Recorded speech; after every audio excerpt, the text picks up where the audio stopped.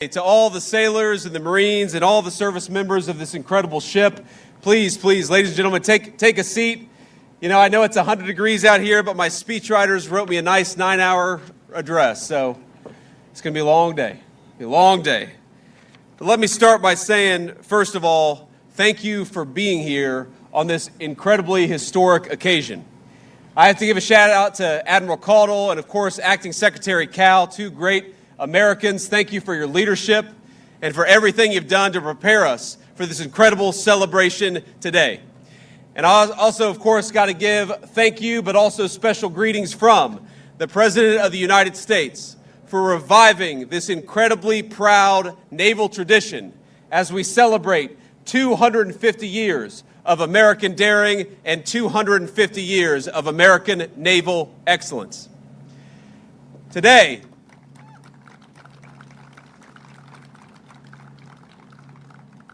we celebrate 250 years of America, facing the future without fear.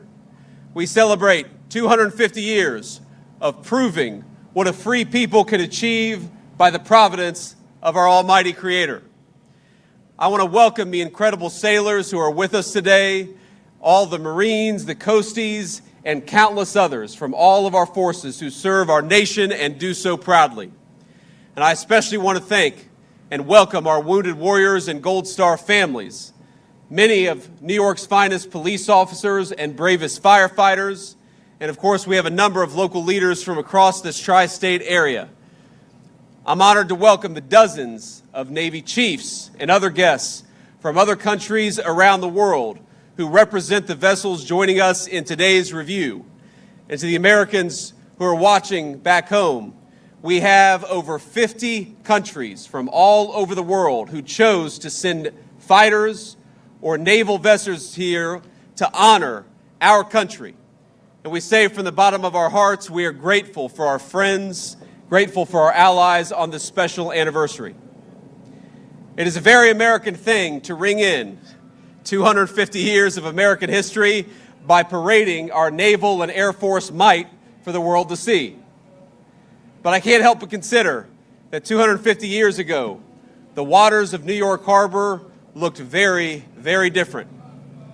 While the Continental Congress met in Philadelphia to ratify the Declaration of Independence, General Washington was right here in Manhattan, peering out on this beautiful land and beautiful sea.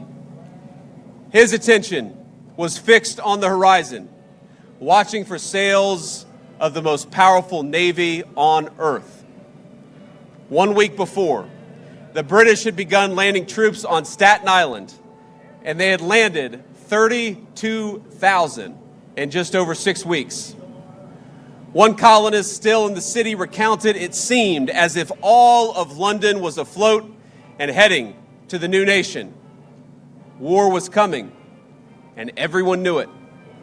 By July of 1776, 80% of New York's population had emptied out in anticipation of the coming violence. And that brings us back to our great General Washington. He knew the battles to come would be bruising and would demand much of his men. But they needed to know, through hot summers and cold winters, exactly what they were being asked to fight for. And so, just a few days after the Declaration of Independence was signed, George Washington read aloud the words of the incredible Declaration. We hold these truths to be self-evident, that all men are created equal, that they are endowed by their Creator with certain unalienable rights, and that among these rights are life, liberty, and the pursuit of happiness. Even today, 250 years to the day later, these words command a tremendous power over us as Americans. For 250 years, they have stirred our hearts, and they've reminded us of who we are as a people. But to Washington's soldiers, to the people to whom they were first read, think about this, they were entirely new. What has become standard American parlance, they had never heard those words before. And I think it's something striking to reflect on, that in 2026, The Declaration was written with the assumption that its audience would immediately grasp its words. Though they had never heard it, they would know exactly what it meant. It wasn't written for historians. It wasn't written for academics. It wasn't written for the generations to come. It was written for the people of this fledgling country. It was written for the soldiers who would fight to turn those words into a new system of government. As a document, it does not handhold its readers. Its citizenship at a very hard level. It does not pause to explain who this creator is. It doesn't explain what the equality of men means. It doesn't try to go into details about the consent of the governed. It simply declares these truths to be self-evident. 250 years later, it's worth asking, self-evident to whom? If the Declaration proclaims truths the founders believed to all mankind, yes, but it says those truths in language intended to be familiar specifically to the American nation that it was authored to, authored by, and authored for. It was, as Jefferson put it later in his own life, an expression of the American mind. A document whose purpose wasn't, quote, to find out new principles or new arguments, but to place before mankind the common sense of the subject, the common sense of the American people. That people had been generations in the making. 1776 was not an accident. The patriots of that era understood themselves to be heirs to an older civilization who would carry it forward. Now, they shared with Great Britain the same language, the same God, the same system of common law. They even read many of the same books and observed many of the same customs. They shared the same understanding of justice and public life. George Washington's boyhood offers a small but revealing example. When he was 13 years old, he copied down more than 100 entries from a tiny little book called The Rules of Civility and Decent Behavior. It was not an American work, but it was first published in London more than a century before George Washington was born. Yet the America that formed Washington demanded qualities that no book, no manual could teach. Before General Washington commanded an army, he spent his 20s surveying America's wild interior, saving up money, learning self-reliance on a continent that rewarded initiative more than pedigree. It didn't care if you were a nobleman, it cared what you could do. Now, our society at the time reinforced the habits Washington learned in the wilderness.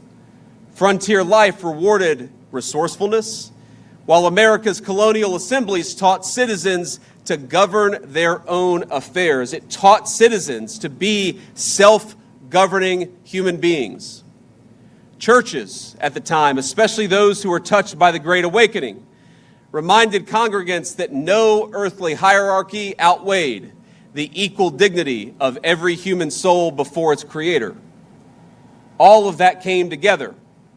And so it was no surprise that when Washington's soldiers first heard the Declaration 250 years ago, they understood precisely what it meant. They understood the meaning that was conveyed. It was seismic, but it was their birthright as citizens of this new republic. The words might have been new, but they expressed a feeling, something that already lived in the heart of every single American patriot, and I believe those words still live in the heart of every single American patriot today. And for 7 long years, they fought for that birthright. It wasn't easy. On some days, it was hotter even than it was today, as hard as that is to believe. Many suffered and died for that dream and died for those principles.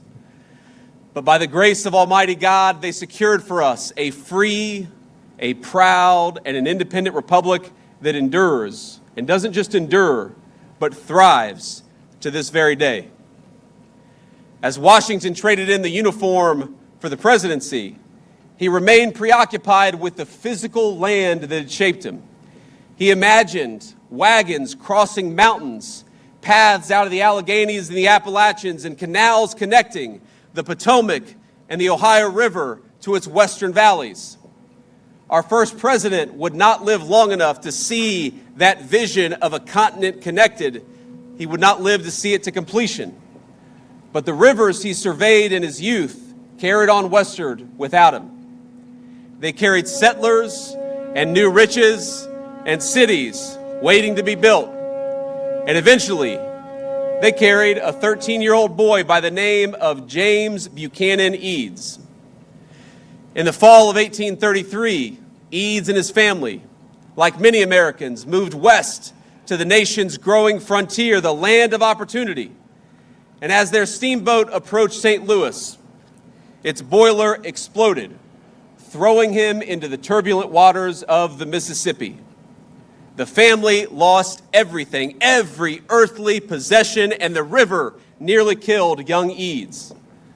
From that moment on, he vowed not to be a slave to that mighty river, but to make it his own.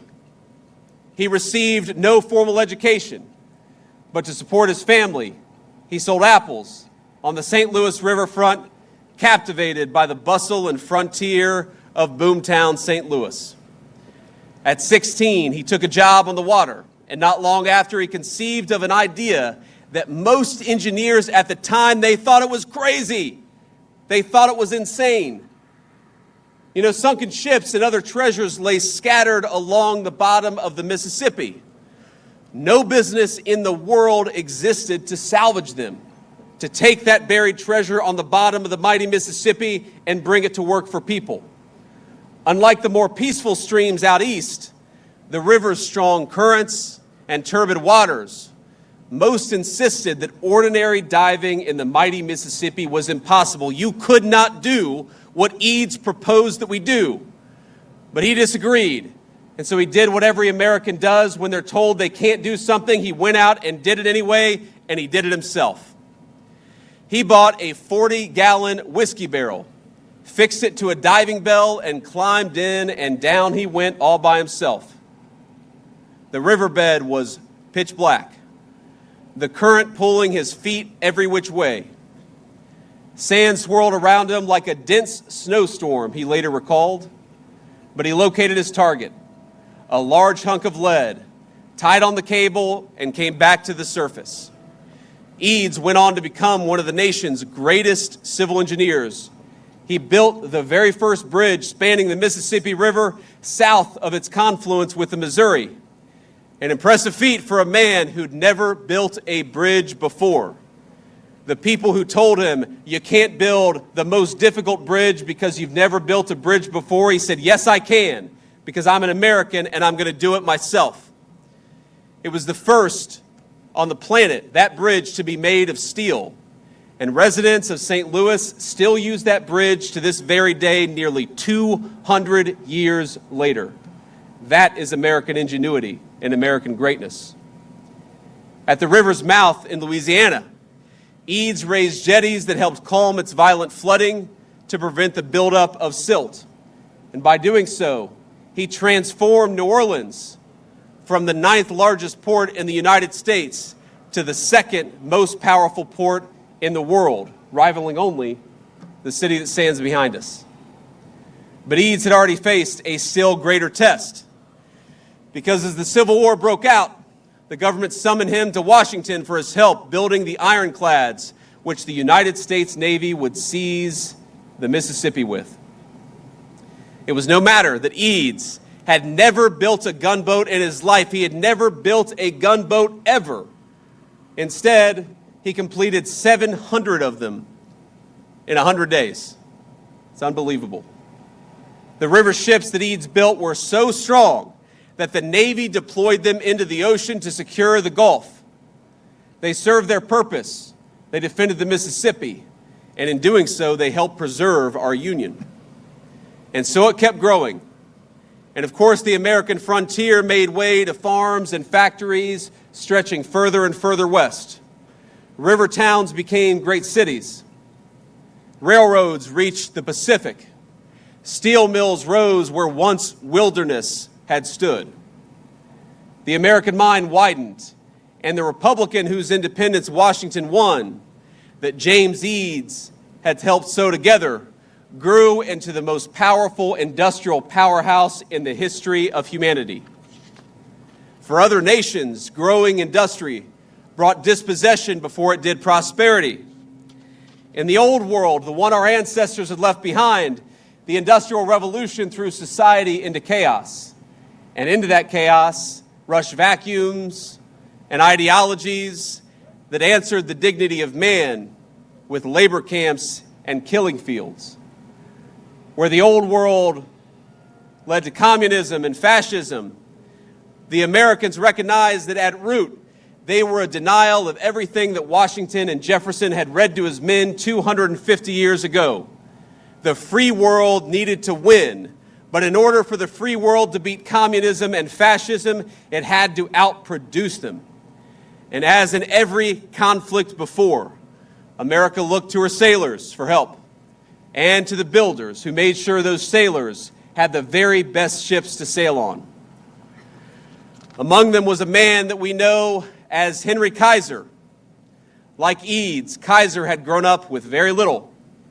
The son of German immigrants, he dropped out of school at 13 to work the stockroom at a dry goods store in Utica, making $1.50 a week and commuting 4 miles each way on foot.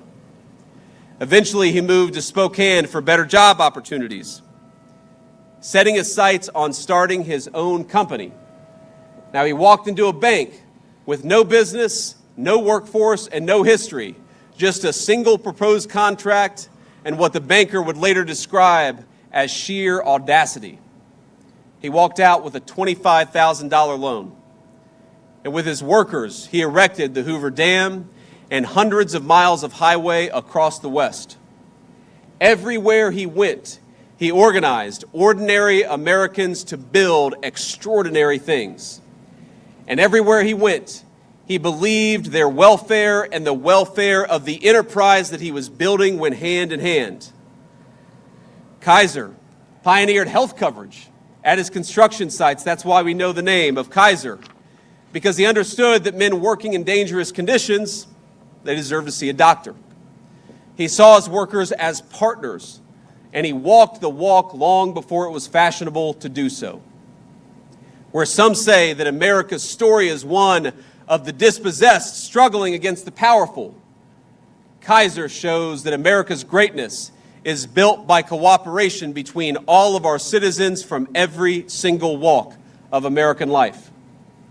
Now, that cooperation was important, but it became profoundly important the day after Pearl Harbor.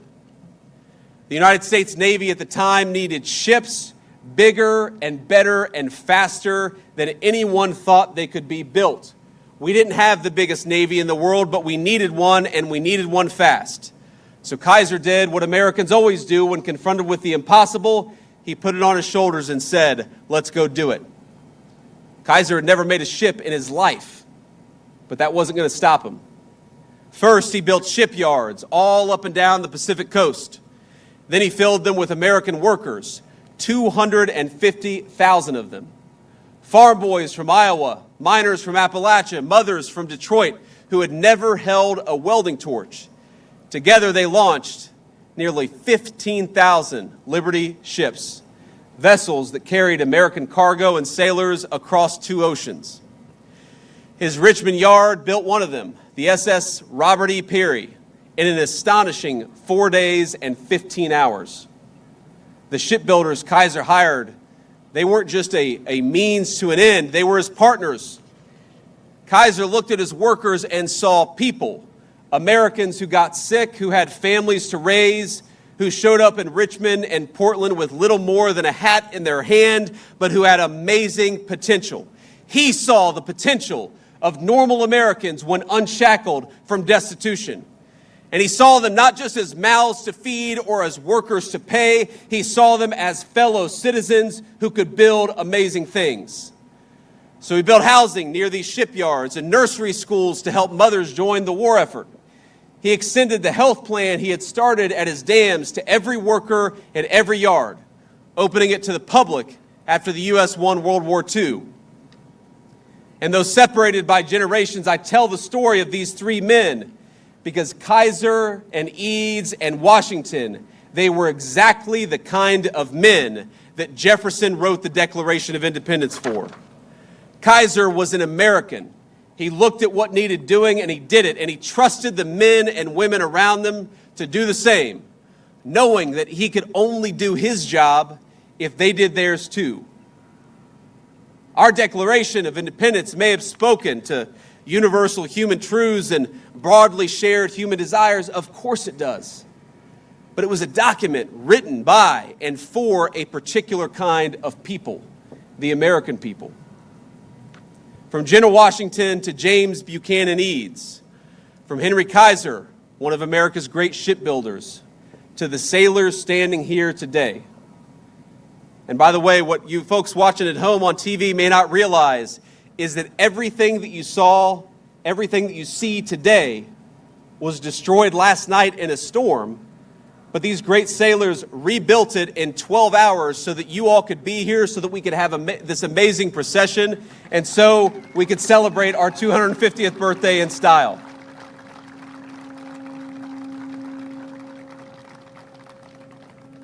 All of us, connected through the generations, rich and poor of every job, we are a people formed by generations of self-governance and personal industry. We are formed by Frontier Assembly Hall and congregation, by River Valley and prairie and factory floor. We are formed by the conviction that we are bound to one another, not only by bloodline nor creed alone, but by a common character, a shared fate, a shared future. Ladies and gentlemen, I have to address what we will hear from some loud voices today. Because as much as all of us, whether we're Democrat or Republican, whatever our political persuasion, all of us are celebrating. But you will hear a couple small but loud voices today speak obsessively not of our national greatness, but of our national imperfections. They will speak of the powerless and the dispossessed. They will tell you that America is just another country where the weak struggle against the strong. And if they acknowledge that there is anything to be proud of in our history, they'll say it's the fact that sometimes the powerless have won a zero-sum battle. They're wrong. They'll talk about America's sins with the anger and zeal of a brimstone preacher, but without any of the grace or forgiveness that must be present in the Christian faith. These people misunderstand the essence of America, from Thomas Jefferson to Henry Kaiser. They misunderstand that we all have moments of great power despite those very real imperfections. That there are victims and heroes who live inside of each of us, from the most ambitious leaders and builders to steel welders like my grandfather. People who had their own role to play in turning this dangerous wilderness into the proudest civilization in history. So what I'd ask you to do, my fellow Americans, on our 250th birthday, is to reject the two-dimensional view of your fellow citizens and reject the two-dimensional view of your country.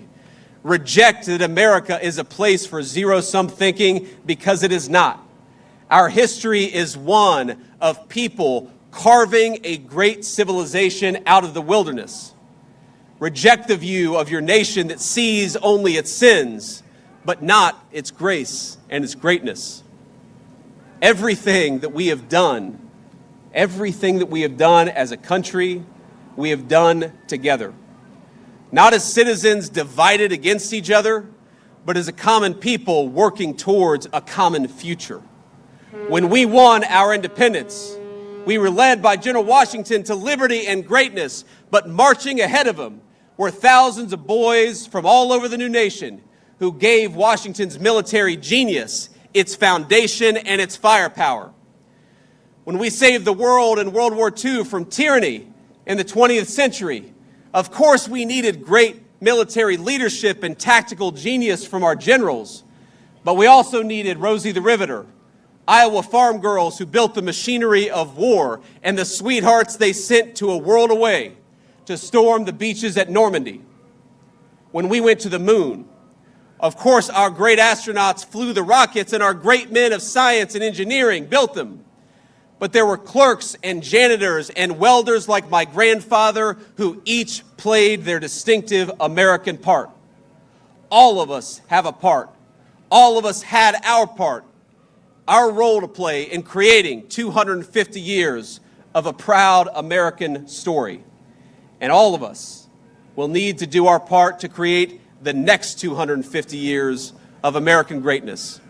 So I say to all my fellow Americans, I'm proud of you. Happy birthday. And happy birthday to our great nation. Today, my friends, we celebrate. And tomorrow, we get back to work. God bless you. Thank you for having me.